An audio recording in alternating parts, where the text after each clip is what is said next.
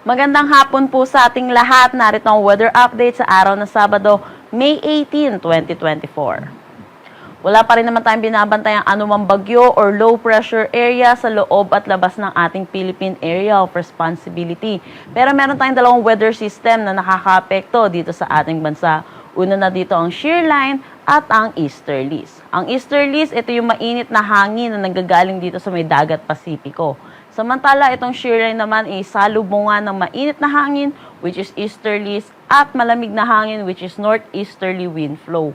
Dahil dito sa magkaibang temperatura, yung salubungan nila, nagre-resulta ito ng mga kaulapan na nakikita natin dito sa may satellite imagery natin.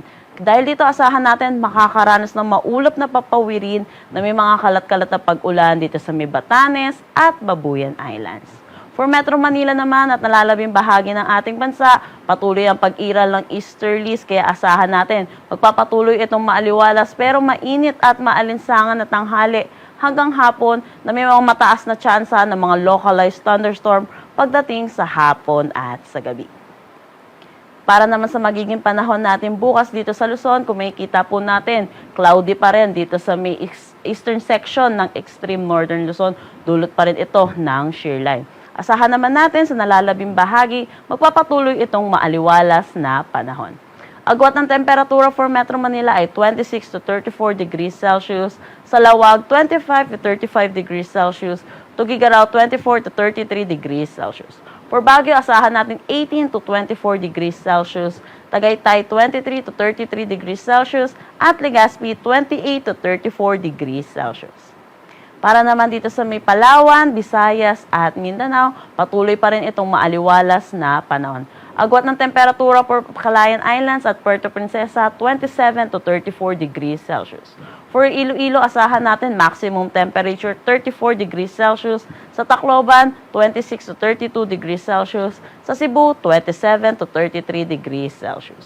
Asahan naman natin dito may sa Zamboanga at Davao, 26 to 34 degrees Celsius. At dito sa Cagayan de Oro, 26 to 33 degrees Celsius. Wala naman tayong nakataas na anumang gale warning sa anumang seaboards ng ating bansa.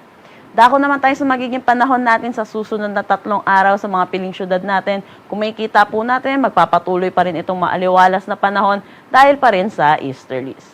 Agwat ng temperatura for Metro Manila, 26 to 35 degrees Celsius. Baguio City, 17 to 25 degrees Celsius.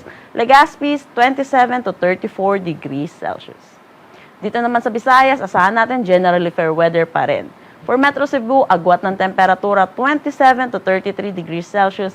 Iloilo City, 27 to 33 degrees Celsius. At Tacloban City, 26 to 33 degrees Celsius.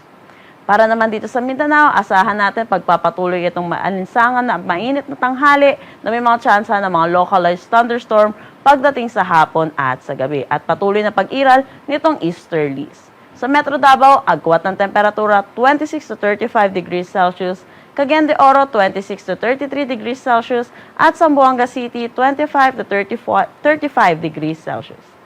Ang sunset mamaya ay 6:18 p.m. at ang sunrise bukas ay 5:28 a.m. Para sa karagdagang impormasyon, bisitahin ang aming mga social media pages at ang aming website pag-asa.dost.gov.ph. At yan po muna ang latest dito sa Pag-asa Weather Forecasting Center. Chanel Dominguez po at magandang hapon.